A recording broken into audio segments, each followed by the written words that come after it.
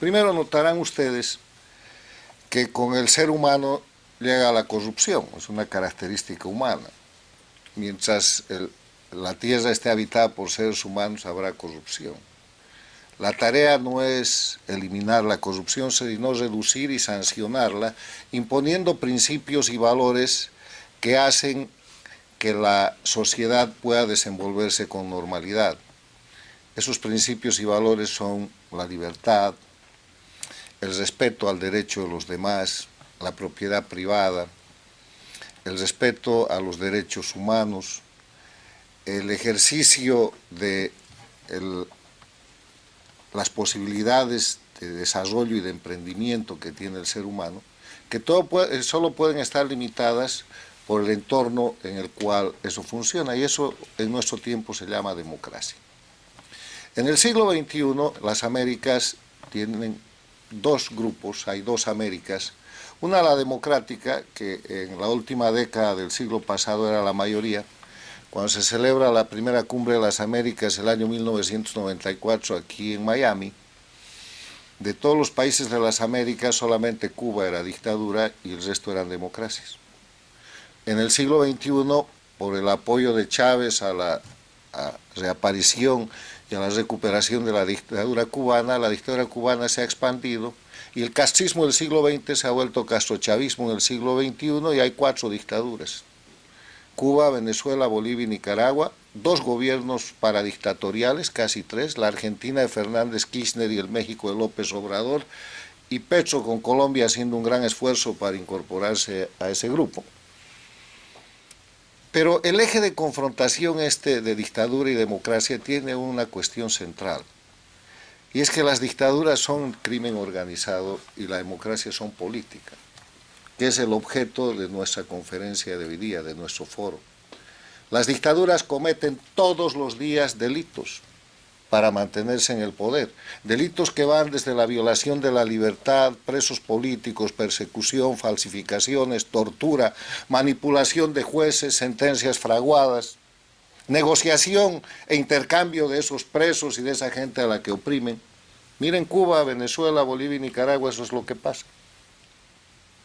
Sucede que, además de ese tipo de delitos, cometen delitos económicos, cometen delitos de corrupción, de sobreprecio, de contrabando, pero además de eso han hecho sus países narcoestados.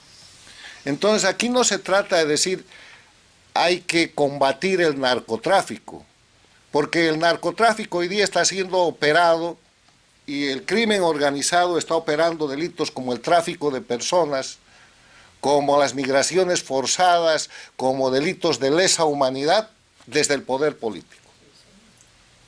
El tema no es señalar a los narcotraficantes que están lanzando bolsas de droga sobre los territorios de Argentina, creo que de Formosa o de Santiago del Estero.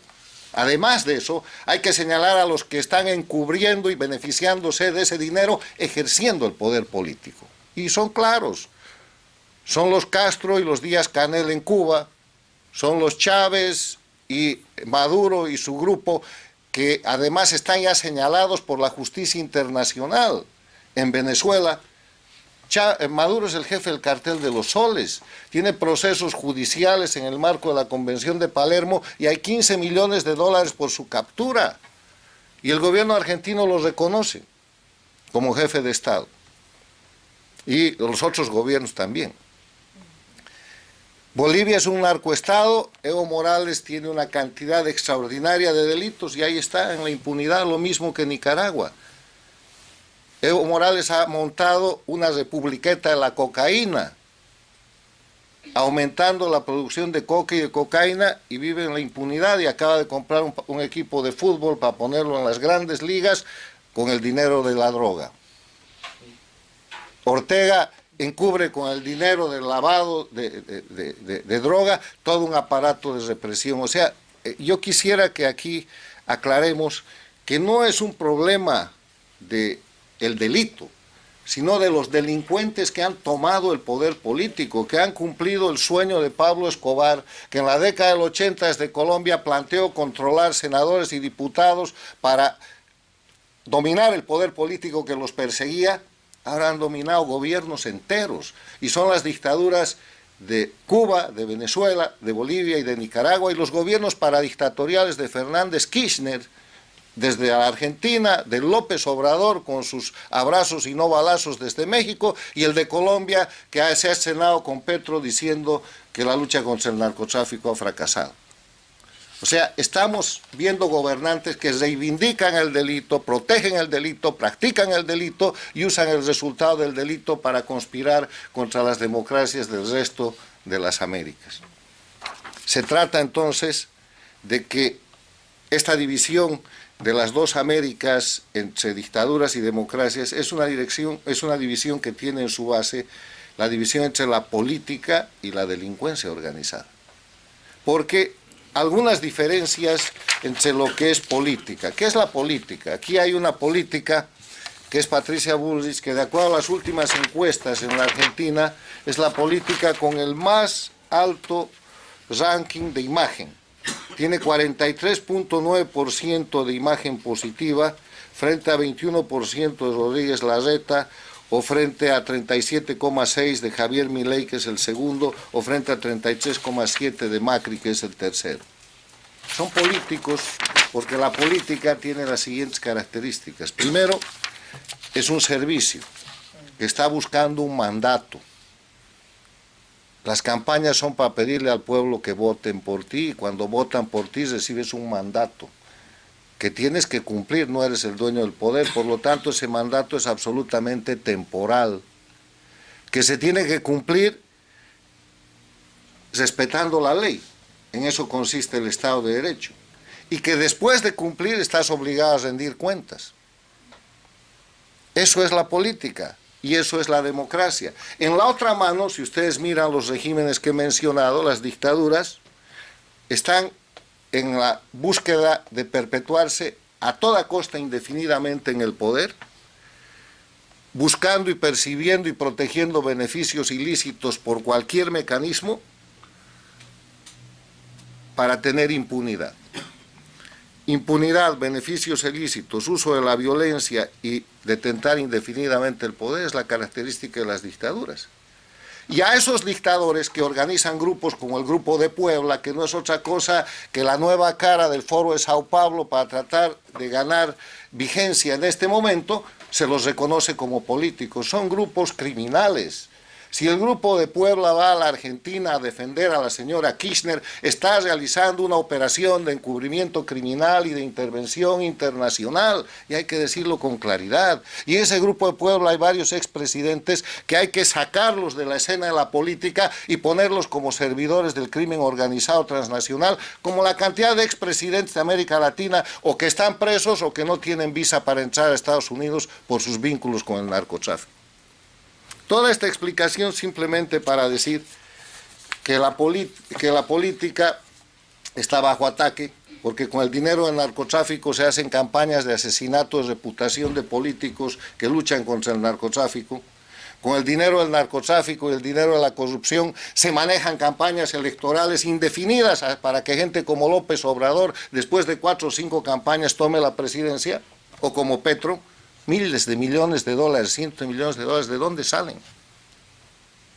Las campañas políticas cuestan dinero, y uno de los problemas de los políticos es que no hay dinero para sostener campañas, sino el ilícito con el que se maneja el denominado Grupo del Socialismo del siglo XXI o castrochavismo en las Américas.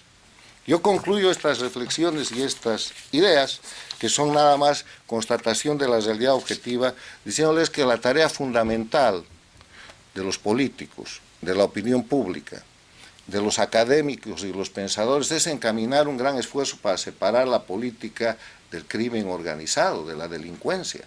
No puede tener el mismo valor un presidente elegido como el presidente Lasso, como el presidente Lacalle del Uruguay, o como el presidente de los Estados Unidos, como jefe de Estado y jefe de gobierno, que el jefe del cartel de los soles, Maduro, en Venezuela, o que Díaz-Canel, o que Ortega, o que Evo Morales, o Arce Catacora. Y ninguno de los dignatarios elegidos en el marco de la democracia pueden tener la posibilidad de seguir manteniendo una relación efectiva con la condenada a 6 años de cárcel en la Argentina, que además ha sido condenada por crímenes cometidos en el ejercicio de la función pública. Entonces la gran tarea es separar la política del crimen organizado, y los políticos deberían ser los primeros interesados. Yo no entiendo a esos presidentes que van a las cumbres y se codean con la gente que es parte del crimen organizado, los dictadores, llámese Ortega, llámese Maduro, llámese Díaz-Canel o llámese Arce Catacora Evo Morales, pero tampoco entiendo a la gente que, siendo gobernante legítimamente elegido como Alberto Fernández de la Argentina o López Obrador de México, en países democráticos, se ponen al servicio de los dictadores y de los criminales bajo la sospecha de que hay una acción de intercambio y de gratitud por los millones de dólares que se han gastado en sus campañas electorales.